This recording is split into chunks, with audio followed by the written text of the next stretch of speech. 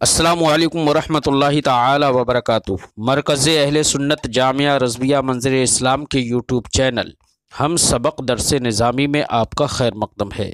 پیارے بچوں، جنہوں نے اب تک ہمارے چینل کو سبسکرائب نہیں کیا ہے وہ ضرور سبسکرائب کر لیں اور بیل آئیکن یعنی گھنٹی بھی بجا دیں تاکہ ہر ویڈیو کی نوٹیفیکیشن اطلاع اپلوڈ کرتے ہی آپ تک پہنچ جائے، اور اپنے ساتھیوں سے بھی شیئر کرنا نہ بھولیں تاکہ ان کو بھی فائدہ حاصل کرنے کا موقع ملے، اور بات پسند آئے تو لائک بھی کیا کریں اور اپنے قلبی تأثر کو ضرور کمنٹ کر کے بتائیں۔ بسم اللہ الرحمن الرحیم۔ باب من قال لا نکاح الا بولی لقول اللہ تعالی وَإِذَا طَلَّقْتُمُ النِّسَاءَ فَبَلَغْنَ أَجْلَهُنَّ فَلَا تَعْضُلُوهُنَّ فَدَخَلَ فِيهِ الثَّيِّبُ وَكَذَلِكَ الْبِكْرُ وَقَالَ وَلَا تُنْكِحُوا الْمُشْرِكِينَ حَتَّى يُؤْمِنُوا وَقَالَ وَانْكِحُوا الْأَيَامَ مِنْكُمْ۔ امام بخاری علیہ الرحمۃ والرضوان جو یہاں پر یہ باب باندھ رہے ہیں، اس باب سے امام بخاری کا جو مقصود ہے وہ اس بات پر استدلال کرنا ہے، کیونکہ امام بخاری علیہ رحمت و رضوان مسلکن شافعی ہیں، اس لیے امام بخاری علیہ رحمہ کا اس مسئلے میں رجحان وہی ہے جو امام شافعی اور دیگر کچھ ائمہ کا ہے۔ مسئلہ کیا ہے؟ اس مسئلے کو بیان کرنے کے لیے امام بخاری باب باندھ رہے ہیں کہ اگر کسی عورت نے اپنی مرضی سے نکاح کر لیا اور وہ عاقلہ بالغہ ہے اور اس نے اپنی مرضی سے نکاح کر لیا کسی مرد سے، تو کیا اس کا نکاح صحیح ہوگا یا نہیں ہوگا؟ تو اس سلسلے میں ائمہ کرام کا اختلاف ہے۔ امام شافعی رضی اللہ تعالی عنہ، امام احمد ابن حنبل، ان حضرات نے یہ کہا کہ اگر عورت نے کسی اپنے ولی کی اجازت کے بغیر نکاح کر لیا تو اس کا نکاح صحیح نہیں ہوگا، نکاح باطل ہوگا۔ اور ان کی دلیل امام بخاری نے بطور استدلال 3 آیتوں کو یہاں پر پیش کیا۔ ایک آیت تو اپنے اس نظریے پر اس سے پیش کی کہ اللہ رب العزت نے فرمایا وَإِذَا طَلَّقْتُمُ النِّسَاءَ فَبَلَغْنَ أَجْلَهُنَّ فَلَا تَعْضُلُوهُنَّ، کہ اللہ نے فرمایا کہ جب تم عورتوں کو طلاق دے دو فَبَلَغْنَ أَجْلَهُنَّ، تو وہ جب اپنی عدت طلاق پوری کر چکے اور اپنی اجل کو پہنچ جائیں، ان کی عدت پوری ہو جائے، فَلَا تَعْضُلُوهُنَّ، تو تم ان کو منع مت کرو ان ينکحنا، کہ وہ نکاح کرے۔ یعنی اس آیت کریمہ سے امام شافعی، امام احمد ابن حنبل، امام بخاری استدلال اس بات پر کرتے ہیں کہ اس آیت کریمہ سے یہ معلوم ہوتا ہے کہ اگر عورت کی عدت پوری ہو جائے تو اس کے بارے میں اللہ نے فرمایا کہ ان کو نکاح کرنے سے مت روکو۔ یہ فرمایا فلا تعضلوهن، فلا تعضلوهن، تو ان کو نکاح کرنے سے مت روکو۔ تو امام مسلم، وہ امام شافعی، امام بخاری، امام احمد ابن حنبل، یہ حضرات فرماتے ہیں کہ دیکھیے، اگر اولیاء کو نکاح کرنے سے روکنے کا اختیار نہ ہوتا تو اللہ رب العزت یہاں پر منع نہ فرماتا کہ ان عورتوں کو نکاح کرنے سے مت روکو۔ روکنے سے منع فرمایا اللہ نے، تو اس سے معلوم یہ ہوتا ہے کہ اولیاء کو نکاح کرنے سے روکنے کا حق حاصل ہے، اور اولیاء کے اجازت کے بغیر کسی عورت نے نکاح کیا تو وہ نکاح باطل ہوگا۔ یہ استدلال کر لیا اس آیت کریمہ سے۔ ایسی ایک دوسری آیت کریمہ کو امام بخاری نے دلیل میں پیش کیا، جس میں ہے لا تنکحوا المشرکین حتی یؤمنوا۔ اللہ نے ارشاد فرمایا کہ تم اپنی بیٹیوں کا،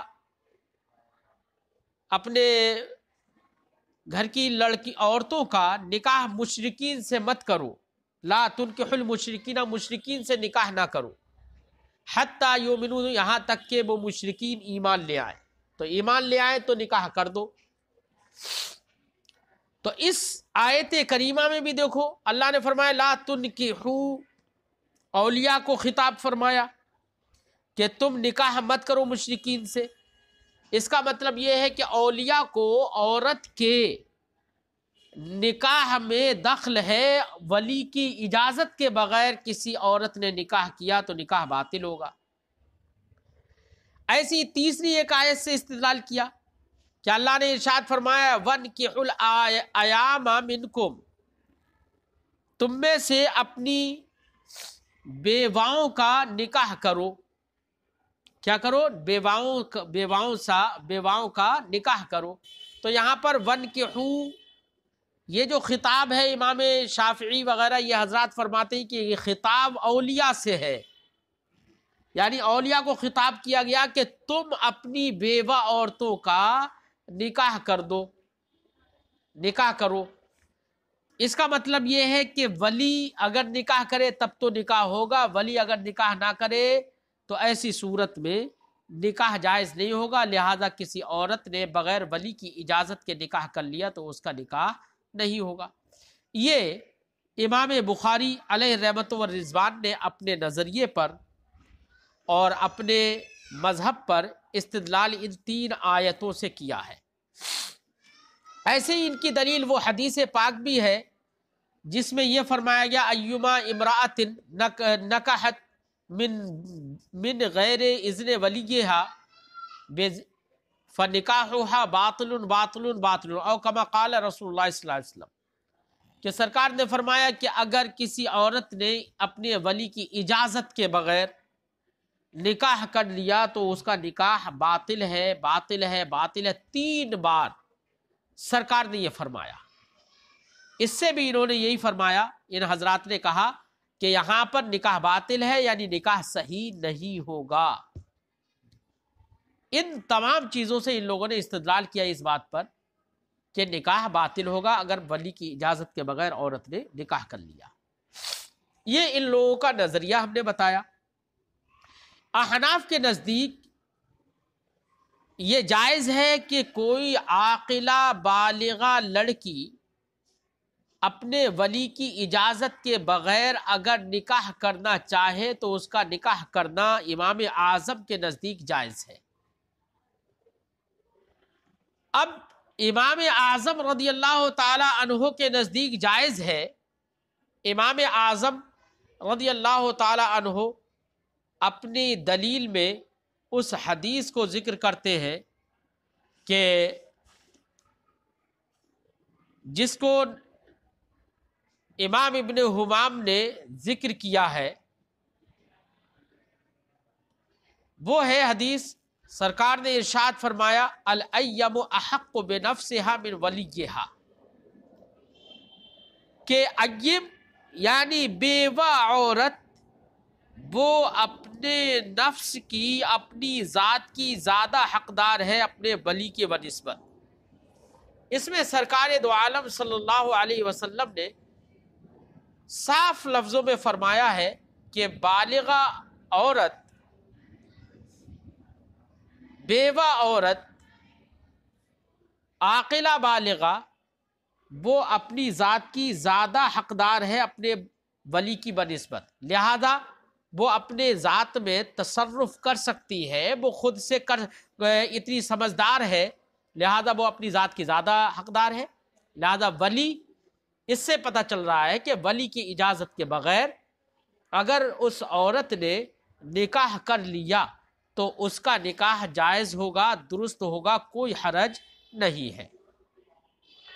اس حدیث پاک سے امام بخاری وہ امام اعظم رضی اللہ تعالی عنہ نے استدلال کیا اس بات پر کہ اگر بالغہ عاقلہ لڑکی ولی کی اجازت کے بغیر بھی نکاح کر لیتی ہے تو نکاح جائز ہے۔ یہ ہم نے تھوڑی گفتگو کی۔ اب رہی یہ بات کہ امام شافعی نے بھی تو استدلال اس حدیث پاک سے کیا۔ کون سی حدیث؟ جس میں یہ فرمایا گیا ایما امرأۃ نکحت من غیر اذن ولیہا فنکاحها باطل باطل باطل۔ تو امام اعظم اس حدیث کا کیا جواب دیں گے؟ ایسے ہی امام بخاری نے یہاں پر 3 آیتیں ذکر کی ہیں اپنے استدلال میں۔ ان 3 آیتوں کا جواب امام اعظم رضی اللہ تعالیٰ عنہ کیا دیں گے؟ تو سب سے پہلے تو حدیث کا ہم جواب ذکر کریں۔ فرماتے ہیں کہ احناف نے یہ فرمایا کہ جو ایما امراتن نکحت من غیر اذن ولیہا فنکاحها باطل باطل، جو حدیث ہے وہ حدیث کمال پر موقوف، کمال پر محمول ہے، نہ کہ نفس صحت پر۔ یعنی حدیث کے ذریعے سے حدیث جو ہے وہ نفی کمال کر رہی ہے، نہ کہ نفی صحت۔ کیونکہ نفی صحت اگر ہم مان لیں تو ایسی صورت میں دیگر احادیث قویہ کے خلاف ہو جائے گی، وہ معارض ہو جائے گی۔ تو اس لیے نفی کمال ہے، اور نفی کمال ہے تو معنی یہ ہوا کہ کسی عورت نے اگر اپنے ولی کی اجازت کے بغیر نکاح کر لیا تو اس کا نکاح کامل نہیں ہوگا۔ اب کامل نہ ہونے کا مطلب یہ ہے کہ اگر اولیاء کو معلوم ہوا اور وہ نکاح سے راضی نہیں ہوئے تو اولیاء کو نکاح کو فسخ کرنے کا حق رہے گا، یہ مطلب ہے اس کا۔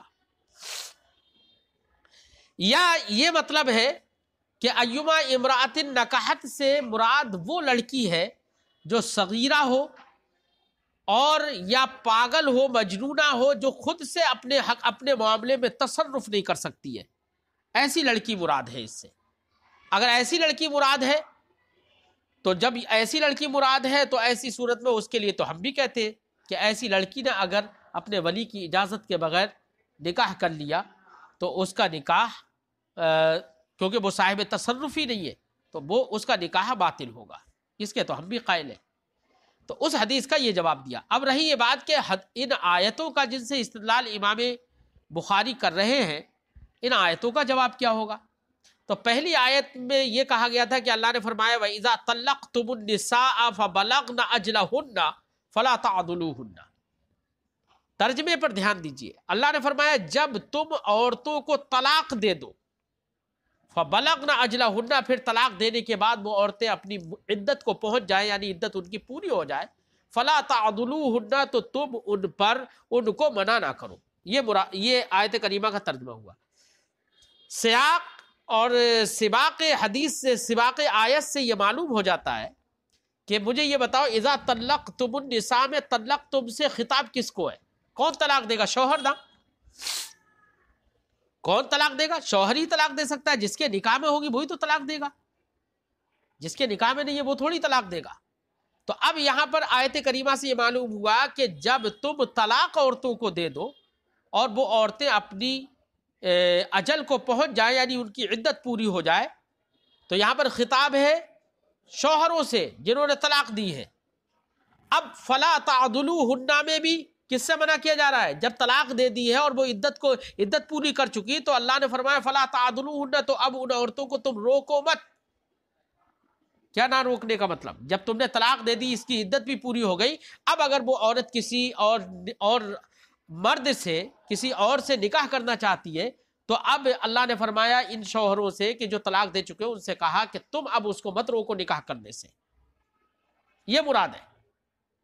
تو اب جب یہ مراد ہے تو امام شافعی وغیرہ یا امام بخاری کا استدلال کرنا آیت کریمہ سے اس بات پر کہ اور لا تعدلوہن میں جو تعدلو سے مراد خطاب جو مان لیا وہ اولیاء کے لیے مان لیا.